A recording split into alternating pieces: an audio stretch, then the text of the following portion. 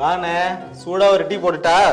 யோ, வெயில் கொதிக்குது, சூடா டீ போடுறாரம்ல டீ. சரி, உங்க தலைவர் கொடைக்கானல் போயிருக்காராமே, அங்க போயும் செல்ஃபி எடுப்பாரா?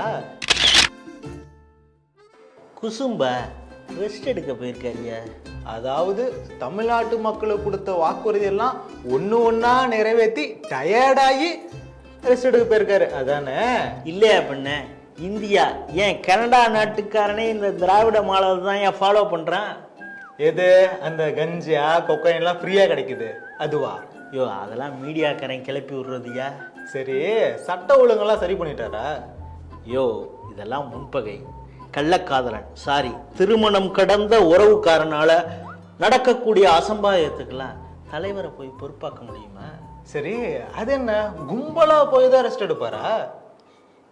நீ பாரு, அவர் எங்க போனாலும் அவர் மனசுல நிர்வாகம் தான் ஓடிக்கிட்டே இருக்கும். கூட மாட எல்லாரும் இருந்தா தானே ஒத்தாசையா இருக்கும். சரி, பட்டுவாடா பண்ணுவார அங்கேயும் போய் நக்கல தப்பா எடுத்துக்காதானே, வேலைய பட்டுவாடா பண்ணுவாரன்னு கேட்டேன். அது சரி, நீ போகலையா? போகணும்.